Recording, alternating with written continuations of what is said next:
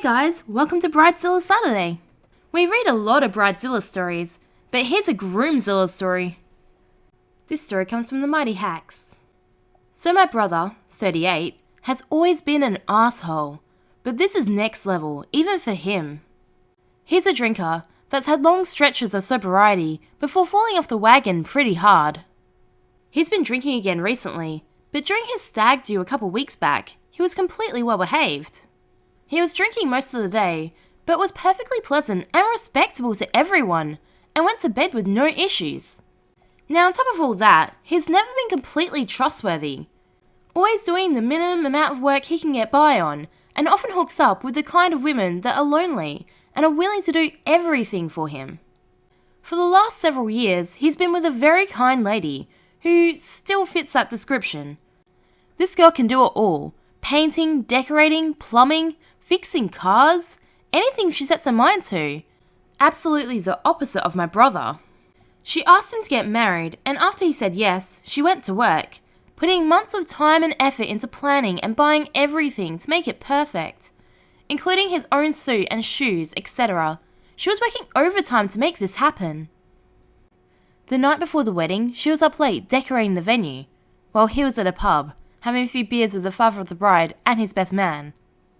Around 12 AM, those guys decided that enough was enough and it was time for bed. My brother wanted to head into town, and the guys were telling him not to be so stupid and escorted him to his hotel room. Cut to around 8 AM the next morning. My sister is doing the bride's hair and makeup, my mother and auntie are dressing up the young bridesmaids, and everyone is as happy as you can imagine. Meanwhile, the father of the bride and the best man are unable to contact my brother, and after gaining access to his room, they realize he's not there, and the bed was clearly not slept in. They start frantically trying to call and go out looking for him. The service is at 12:30 PM. He finally answers around 10:30, telling the best man to calm down, he's coming back soon. There's music and laughter in the background. He's clearly at some sort of party. He then hangs up and turns off his phone. An hour later, and there's still no sign of him. The guys make the decision to head to the ladies' hotel next door and tell them what's happened. I'm sure you can imagine the scene, as such a happy morning turns into one of complete devastation. With the father and mother of the bride bawling into each other's arms, the bride hysterical, being consoled by my sister, and the bridesmaids, my mother, auntie and the best man, watching all of this and feeling heartbroken, and also complete embarrassment. It got to 12:15, with the bride holding out hope for those final few seconds before realizing it was over. They had to cancel, and that was that. The next time my brother was seen was randomly by a wedding reception guest that turned up at the wrong hotel about 3:30 PM. He was drinking in a bar over the road on his own, and when asked what the hell he was doing, he just played it off with a, "Meh, what's all the fuss about? No big deal, we can do it anytime." The guest left him at it, and we all met at the reception. The bride had decided to go ahead as a thank you to those who'd made the effort to travel to be there and take days off. But I'm sure you can imagine how it all went down, with people randomly breaking into tears or getting angry throughout the night. Now it's the next morning, and the bride and her family travel home. My brother's outside the house, complaining about being cold and to be let in. However, when he sees the faces of the bride, her father and her brothers, he swiftly turns on the waterworks and starts apologizing to them all and how he didn't mean it. He basically got chased out of the street. His bags were packed and thrown out onto the lawn. His designer clothes and shoes that she had paid for over the years were sold on Facebook Marketplace that afternoon. He has no phone as he lost it at some point. His bank account is empty as he spent everything on that one drinking session, and he has nowhere to go. None of us would take him in, and my mother's going to stay with her for a few weeks to take care of everything. That's the story, and now we're living with the aftermath. The news is all over Facebook, and everyone is feeling heartbroken and humiliated. My mother has always been a wonderful, kind-hearted lady, but has never been able to have a happy life. Since she left my abusive father and his suicide, she's been dealing with my brother's issues ever since. I think she thought she'd finally got him over the finish line with this wedding, and now that hope has turned to dust. My thoughts are with her and his lovely would-be wife, but I have a deep level of anxiety and dread over what happens now with my brother. He doesn't deserve to be allowed back into her life, and obviously her family utterly despise him at this point, along with most of my family, his friends and his best man. I hear a neighbour has put him up in a hotel out of town for a few days to clear his head. Always a bleeding heart for him to turn to. However, the home and the car is in her name, and with no family, phone, home, car or any money, I just can't see where he goes from here. At almost 40, the days of him using his boyish good looks and charm to worm his way back in or anywhere are pretty much done. And the big fear is he's going down the same path as his father did. The bride, my mother, sister and now possibly her mother in his place, along with the kids, are about to fly out on the honeymoon for 10 days, which I couldn't be happier about. That will really help them. My brother, however, is now on his own, penniless, alone with his thoughts, until he has to check out on Monday morning. I have an overwhelming sense of anxiety and despair. Cliffs, brother's a dick. Despair and anxiety? Why is OP bringing down this happy ending? This next post comes from the Am I the Asshole subreddit, posted by Discussion Awkward 291. Am I the asshole for wearing a white dress on my birthday, 2 weeks before my brother-in-law and his fiancée are getting married? I don't know if I can include the dress, but Thursday was my 40th birthday. I usually don't celebrate birthdays. My husband just makes me dinner and gives me a present, and then my mum invites me for breakfast and gives me a present from the whole family. But when I turned 20 and 30, I had a bigger party, and now too. I invited immediate family and my closest friends. The party was yesterday and it was a great day. I'm so hungover now.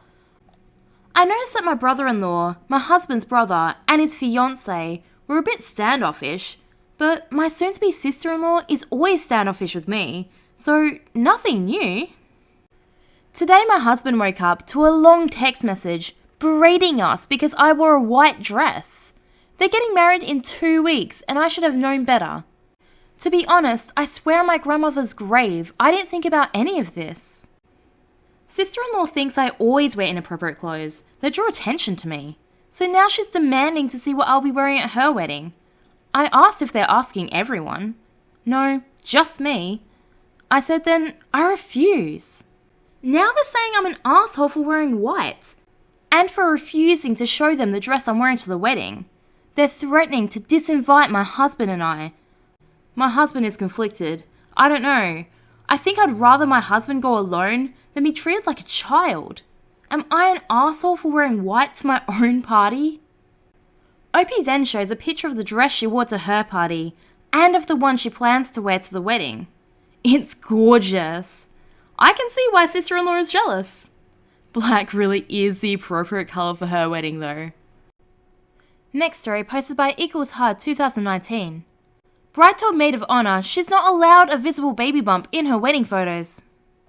Me, a 31-year-old male, my wife, a 25-year-old female, and her best friend, also 25, we'll call her Barbie, have been friends since high school. I'll be honest, their friendship mystifies me. My wife is very down to earth, calls a spade, and doesn't put too much stock in appearances, and can get along with pretty much anybody. Barbie, on the other hand, while friendly and easy to get along with under purely social circumstances, is vain, pushy, and only ever thinks about herself. She was a bridesmaid at our wedding, and for anything bridesmaid related, she was difficult, bordering on infuriating. She was late to every event, didn't participate in any of the hen's weekend planning, and paid for the absolute bare minimum. She refused to take part in activities, and seriously considered getting her boobs out at our wedding. She'd just had implants and wanted to show them off. She's since made my wife her maid of honour for her wedding in October next year. My wife and I are looking at trying for a child early to mid next year, once we have a few other life goals ticked off. She was out with Barbie last night and mentioned that those were our plans, to which Barbie responded, "You're not allowed to have a baby bump at my wedding. I don't want it in my photos." My wife argued the point briefly before the subject was changed. I wasn't there, but it sounds far from over. I'm pretty pissed. This just cements my opinion that she's selfish and self-serving. I've seen posts about similar incidents here before, and I never thought I'd meet anyone that shallow and desperate for attention. Turns out they're closer to home than we realise. Did anyone else think it was a bit weird that OP is 6 years older than his wife, but said they've been friends since high school? She was 11 when he was 17. Is that when they were friends, or was he friends as an adult with a high school girl? Sounds a little creepy, not gonna lie. Our next story comes from Baby Please 420. What's worse than a dollar dance? A dollar dash. Disclaimer, I'm ambivalent on dollar dances. I'm aware that some people believe they're basically a satanic ritual, but I'm from part of the US where they're fairly common. In my experience, it's always something that happens for a couple of polka songs and then it's over. Not for me, but they usually don't feel like a super awful cash grab in my experience. So when my college housemate Jen was getting married and brought up wedding activities, I wasn't surprised she mentioned a dollar dance. What was kind of weird is that she'd never been to a wedding with one. I told her my thoughts, but I mentioned that a lot of people don't do them anymore because they're seen as tacky by people who aren't familiar with that tradition. But whatever, it's a weird tradition to pick up, but you do you. A few weeks before the wedding, she pulls her bridal party aside and explains that they've decided to not do a dollar dance. Apparently it takes too long to dance with the people who give you money. Instead, we're all going to do something called a dollar dash. The bride will get on one side of the room and the groom will get on the other. The DJ will play a song and they'll run around the room begging guests who brought them gifts for money. Whoever collects the most wins. We all told her that this was super tacky, like 10 billion times worse than what anyone would possibly think of a dollar dance levels of tacky. But she was determined. She and her now ex-husband ran around that stupid ballroom begging for money from their 200 guests while the DJ played the chicken dance and ended up with a grand total of about $125. Her day of makeup, which she sweat off, probably cost more than that. And she had the audacity to complain about how little they got and how a lot of people left immediately afterwards. Too long didn't read. If you can't afford to buy dinner for 200 people, have a smaller wedding instead of embarrassing yourself with something as stupid as a dollar dash. Not really a dollar dash if they got less than $1 per guest, but at least the dash part is accurate. Sounds like the guests just dashed right out of there.